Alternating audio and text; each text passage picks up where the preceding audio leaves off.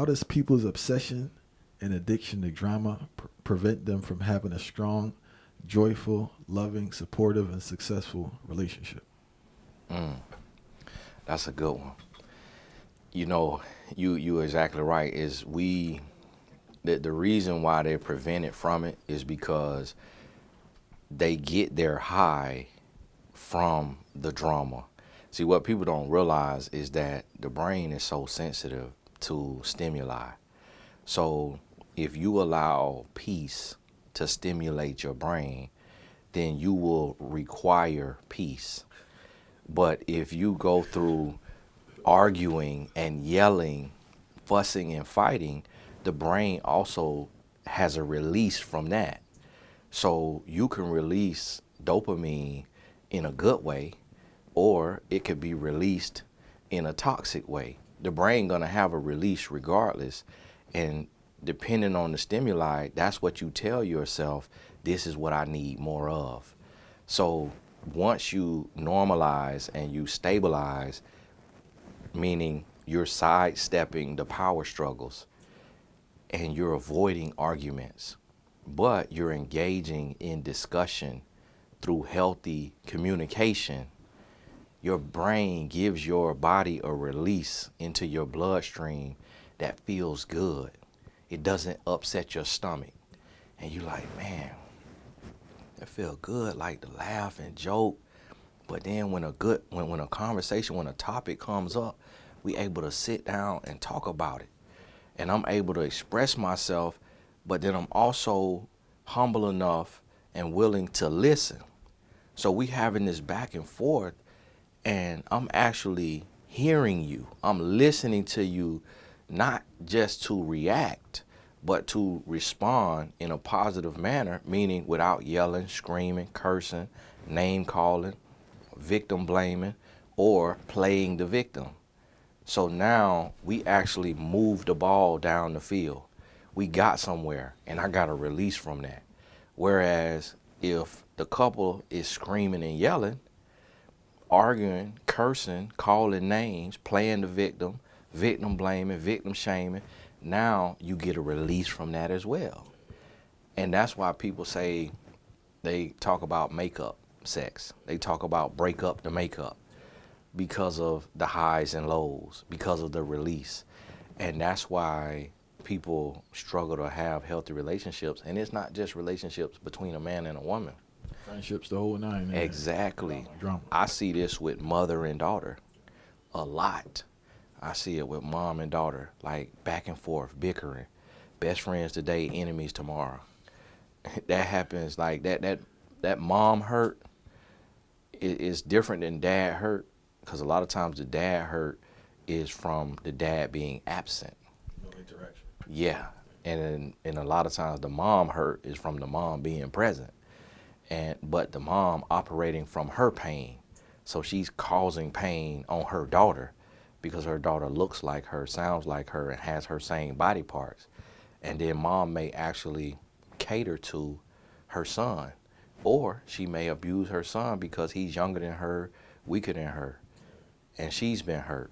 And so even in that relationship, which is the relationship that we first should focus on before the intimate relationships, because our intimate relationships oftentimes are dictated by our family and personal relationships. And so that's really what it is. And the world reinforces it through reality TV. Do you I hear online, I'm not too deep into the couples thing because it kind of disgusts me. So no, seriously. Why does it disgust you? I don't think there's too many people that's not qualified talking about stuff. You get what I'm saying? Like, did you see me talk about that? I saw it. I saw you. No, I saw you burn him out the other day with that. It's very true. My man got defensive, but because I remember the part where you asked him, "Are you married?" Then it's all this talking, but you're not married. You get what I'm saying? There's too much theory. Mm-hmm. That's the problem. We don't have people with actual experience. Mm-hmm. And I think that because it's a free fall online, and it's kind of negative, and a lot of people cater towards that, and they're getting all the support, but it's very detrimental because like you don't know what you're talking about. Mm-hmm. I think you mentioned something too, like by listening to them, you could hear you have never been in a relationship, you've never been with a woman for a duration of time. Mm-hmm. It's much easier to have a bunch of women than one woman that's into you for a decade or numerous years. Exactly. But yeah, it's kind of, I don't know, man. It's kind of. But you know what though? You got a ring on your finger.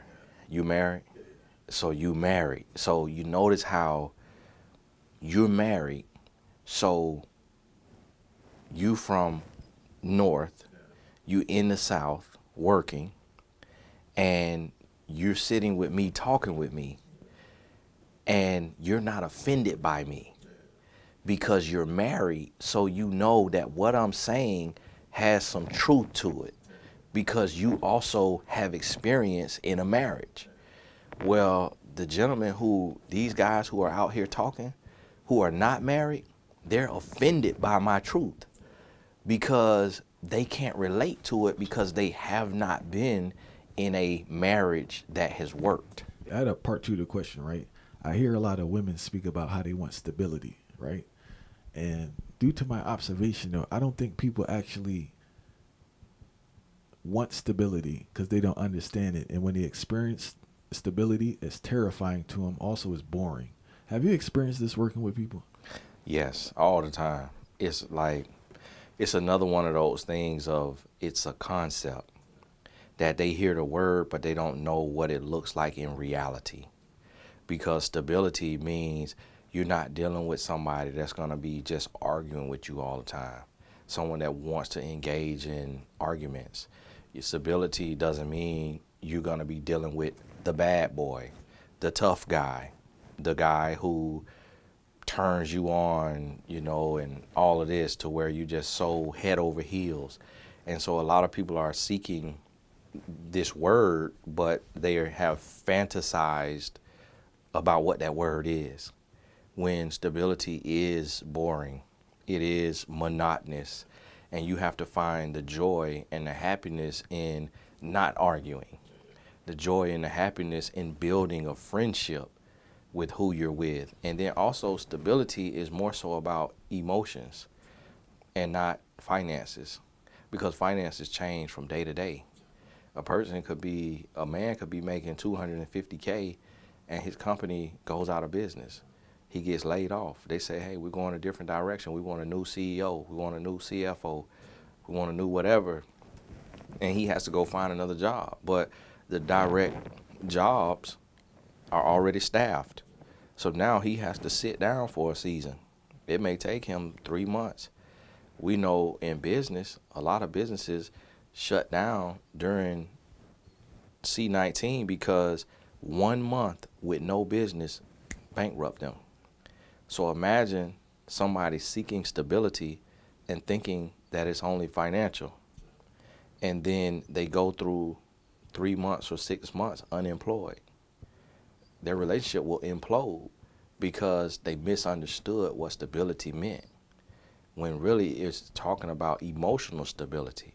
It's talking about, even in loss, that man still being able to center himself, gather himself after his breakdown, after his meltdown, gather himself, look himself in the mirror and say, okay, what am I going to do? How am I going to be creative in this situation to still be stable for my family? And cable may have to get cut off. Lights might be off for 24, 48 hours. Water might be off 24, 48 hours. Like, car might get repossessed. But if he's not putting hands on her, if he's not cursing her out, treating her like a stray dog, that's stability. And then on the other side of that, because of the resiliency that is being developed in the midst of that loss, on the other side of that, he will earn double because of the character that was not only revealed, but the character that was continuously built.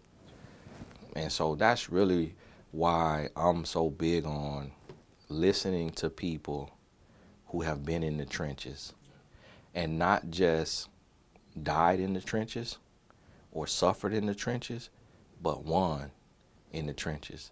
Because a divorced person can tell us what went wrong in their marriage, but they can't tell us how to make it work. because they did not figure out the recipe to make it work. And that's the difference, just knowing who we listening to and the words that we holding on to, like stability, like good man, good woman. What does that really mean?